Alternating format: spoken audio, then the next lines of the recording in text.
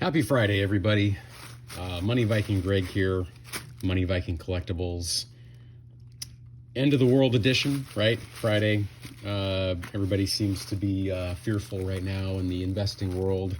The same holds true for the collectible world, it seems. People just very pessimistic about things.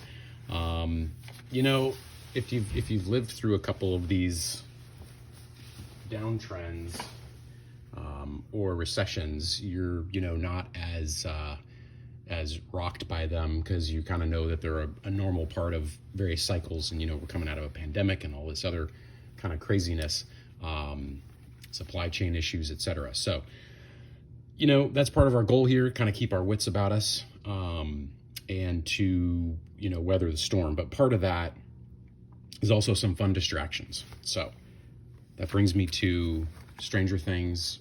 Really enjoying Stranger Things 4, really enjoying the 80s nostalgia. And what I want to really go into today is classic Dungeons and Dragons red box collectible from the 80s. These are just some, Stranger Thing cards that I thought were cool. Picked up a couple years ago. Got a couple of packs unopened. But they're fun. I don't know if these movie cards really actually go up in value that much over the years, as much as one would think. So one of my big rules of collecting is to enjoy the collectible first and foremost, because you don't really know with collectibles what the value is going to be. Typically first edition things are going to be valuable, first appearance. And then the other key thing is condition, and that's what we're going to unveil today, is this red box from the 80s of Dungeons and Dragons, a classic, in really good condition.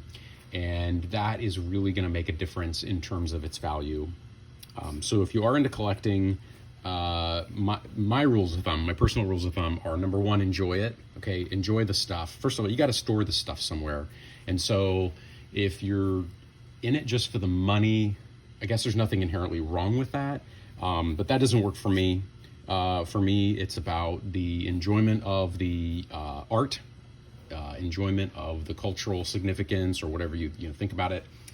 The condition is important, and what is critical about that particular collectible. So anyway, I'm just going through some fun Stranger Thing cards, kind of getting a little nostalgia from the last seasons, the earlier seasons, and the kids are growing up, and I don't know, I'm a big fan of part 4. I think it's pretty cool.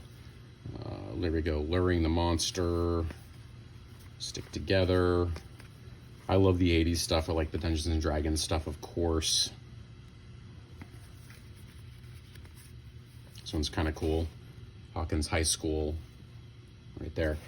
In the new season, not going to give you spoilers, but some of the kids are in California, so that's kind of cool. You get this sense of California in the 80s. Okay. So cards were just the intro, just a little cool thing.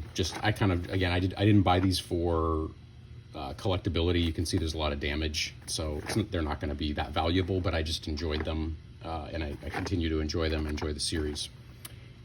But this is a treasured piece. So Gary Gygax was part, one of the original creators of Dungeons and Dragons, was part of the creation of this set. And as you can see, this is a really nice condition. Edges, corners look pretty good. Little damage, little wear and tear, but actually pretty good. That beautiful cover art by Elmore, so cool. Read a biography or sort of a history of Dungeons and Dragons. Elmore, I'm an illustrator on the side, so I can relate to this, but illustrators do a lot of sketches, right, before they do the final artwork.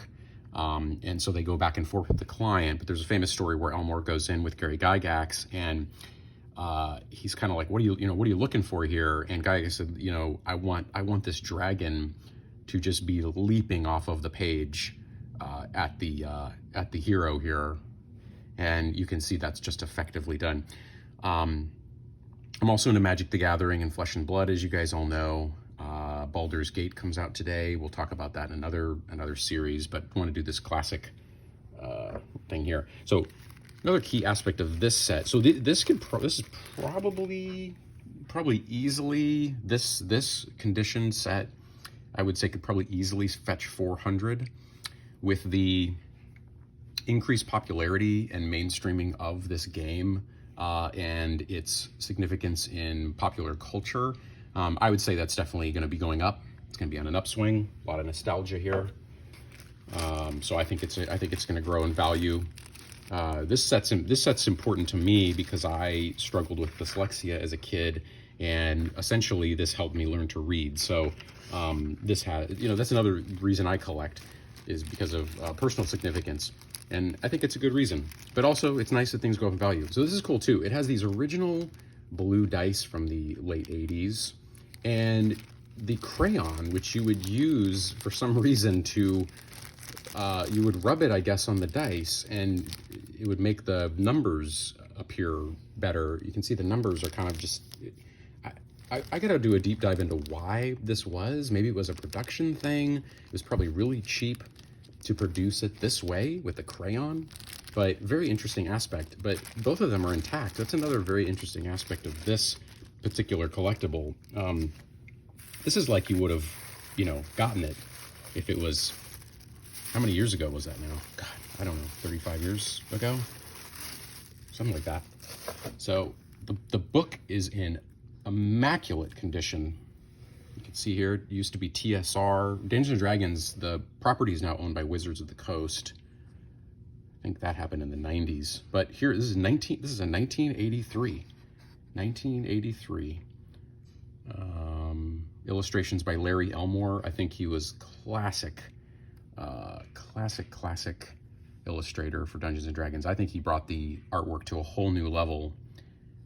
And the artwork is what got me, look at how great that is. A cleric is casting a spell to protect himself from the dragon.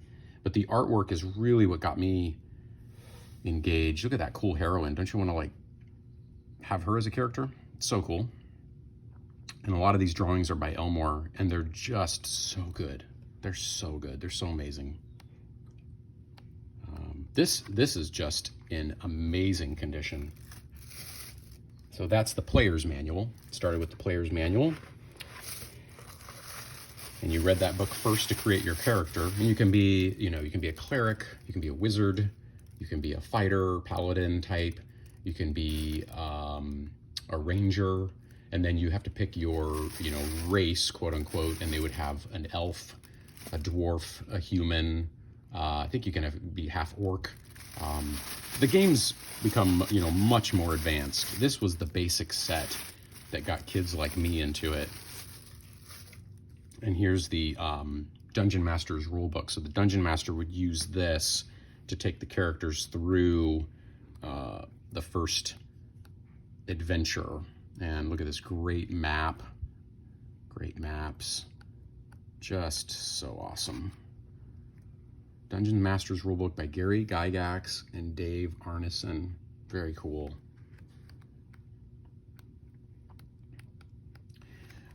It doesn't get much better than this set. I have not seen a copy. Again, I think you're talking about 1983 here. So if I can do math, let's see. To 1990, that was 7 years.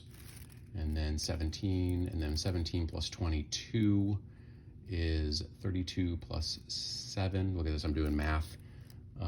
32, see, I'm still dyslexic apparently. 39, is that right? 39 years ago? It's 39? Is it possible that this is 39 years? Wow, amazing. So if you see this at a garage sale, see it in your mom's attic, I would highly recommend picking up a copy if you can get a good deal. Again, you can check eBay, but I'm gonna really take care of this baby. This is a gem. This is a gem. I think this is going to definitely increase in value over the years. The game, it's kind of like a Star Wars type thing. It continues to have fans. It continues to expand. And so anything like that in the collectible world, again, the further back you go back, especially with a set that was so iconic like this, is such an iconic set. So hope you enjoyed this, guys.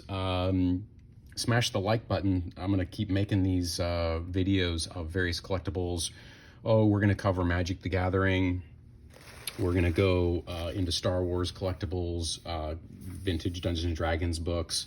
We're just going to have some fun, you know, while the world's ending. Let's have a little fun, right? No, the world isn't really ending. You know, again, we're primarily an investing and personal finance channel, but the world isn't ending, guys. There's struggles, there's challenges, there always will be, but you know, we're gonna prevail, and that's what we talk about, all the different ways that we are creating defensive strategies, and hey, enjoying ourselves along the way with a little, you know, entertainment and pop culture. Have a good one. Talk with you soon.